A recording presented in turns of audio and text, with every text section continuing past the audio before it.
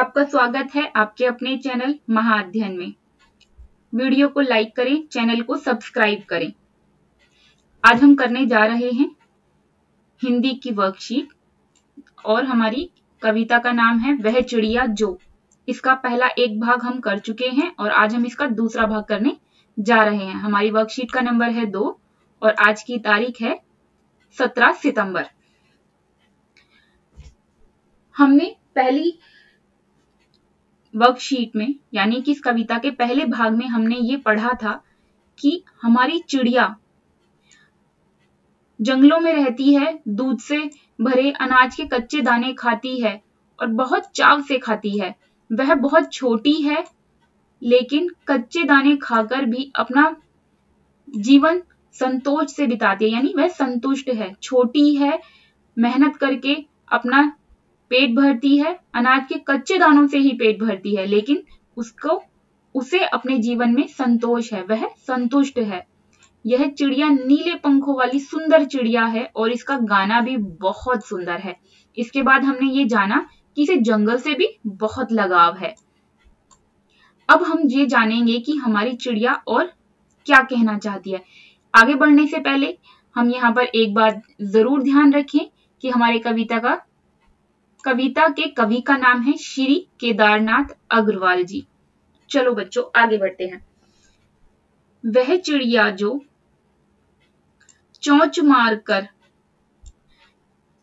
चढ़ी नदी का दिल टटोलकर, वह चिड़िया जो अपनी चोंच मारकर, वह अपनी चोंच को मारकर चढ़ी नदी का मतलब विशाल नदी, ऐसी नदी जो पूरे पानी के साथ, पूरे प्रवाह के साथ, यानी पूरे अपने बहाव के साथ चलती है, उसका दिल टटोलकर। नदी के दिल को टटोलने का मतलब है कि चिड़िया अपनी चोंच से नदी के बीचों बीच से पानी लेती है। अगर हम दूसरे शब्दों में कहें तो छोटी सी चिड़िया बड़ी सी नदी के बीचों बीच से अपनी छोटी सी चोंच में पानी ले लेती है और यह पानी की बूंद जो है जल के मोती के जैसे लगती है, इसलिए यहाँ पर लिखा है चढ़ी नदी का दिल टटोल कर जल का मोती ले जाती है।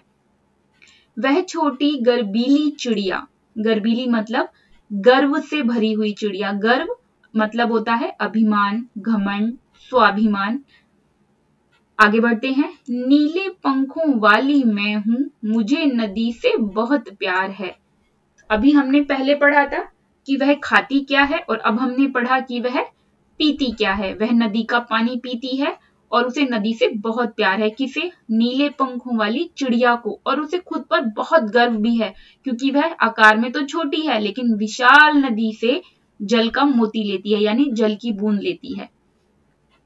तो अगर हम ये कहें कुल मिलाकर इसका भाव क्या है, इसका भाव हमारे कवि ने यहाँ पर दिया हुआ है कि चिड़िया बहुत ही निडर है और विशाल नदी से वह अपनी चोंच में जल की बूंदें ले आती है।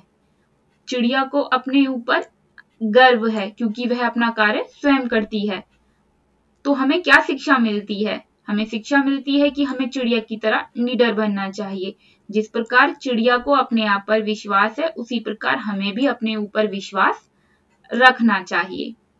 तो आगे बढ़ते हैं कि देखते हैं अब हमारे प्रश्न उत्तर हमसे क्या पूछ रहे हैं, मतलब प्रश्न हमसे पूछ रहे हैं और हम उन्हें उत्तर देंगे। बताइए कि नीले पंखों वाली छोटी चिड़िया को अपने पर क्यों गर्व है? तो इसका उत्तर है चिड़िया को खुद पर गर्व इसलिए है क्योंकि वह विशाल बहती हुई नदी के बीचों बीच से अपनी चोंच में पानी भरकर ले आती है। अगर आप चिड़िया होते तो क्या क्या करते?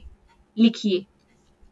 अगर मैं चिड़िया होती तो मैं वो सारे काम करती जो मैंने लिखे हैं और मैं सोचती हूँ कि आप लोग भी वही सब काम करते।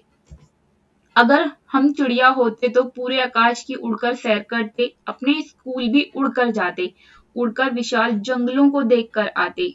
अगर किसी को मदद की जरूरत होती तो उड़कर उसकी मदद करते आदि। आप कुछ और भी लिखना चाहें तो लिख सकते हैं। चलो अब आगे बढ़ते हैं प्रश्न नंबर 3 की ओर। बताइए कि हम पक्षियों के लिए क्या क्या कर सकते हैं। तो हम ऐसे बहुत सारे काम हैं जो पक्षियों के लिए कर सकते हैं। चलिए देखते हैं कि वह क्या क्या है। हम रोज अपने घर की छत पर मिट्टी के बर्तनों में साफ पानी रख सकते हैं। हम मिट्टी के बर्तन में अपने घर की छत पर अगर साफ पानी रखते हैं तो पक्षी उसे पी लेते हैं, जिससे उनका जीवन बचता है। हम रोज पक्षियों के लिए दाना डाल सकते हैं। हम फोन का कम से कम इस्तेमाल करके उनके जीवन, उनकी प्रजाति की रक्षा कर सकते हैं आदि। आपको याद होगा, आपने एक मूवी देखी होगी पॉइंट 2, जिसमें अक्षय कुमार और रजनीकांत हैं, जिसमें हमें ये बताया गया था कि किस तरह से फोन से निकलने वाली किरणें, रेज, पक्षियों के लिए हानिकारक होती हैं, उनके जीवन के लिए, उनकी प्रजाति के लिए। तो चलो आगे बढ़ते हैं। आपने कौन कौन से पक्षी देखे हैं, उनके नाम लिखिए और मनपसंद पक्षी का चित्र भी बनाइए। हमने कबूतर, तोता, मोर, हंस, सारस आदि पक्षी देखे हैं। बच्चों याद रहे, हमारा उत्तर इतने पर पूरा नहीं होता है, क्योंकि इन्होंने हमसे कहा है कि पक्षी का चित्र भी बनाना है। तो आप यहाँ पर अपने मनपसंद पक्षी का चित्र जरूर बना दीजिएगा। उसके बाद प्रश्न नंबर 5 है, कविता को याद करके अपने माता पिता, भाई बहन या अपने मित्र को सुनाइए। तो याद कीजिए और उन्हें सुनाइए। अब हम आगे बढ़ते हैं।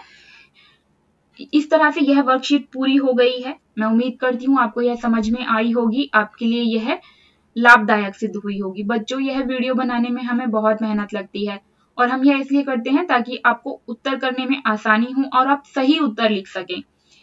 अगर आप चाहते हैं कि हम इसी तरह की वीडियो आपके लिए बनाते रहें तो चैनल को लाइक और वीडियो को लाइक और चैनल को सब्सक्राइब करना बिल्कुल ना भूलें और बेल आइकन को प्रेस जरूर करें। Thank you.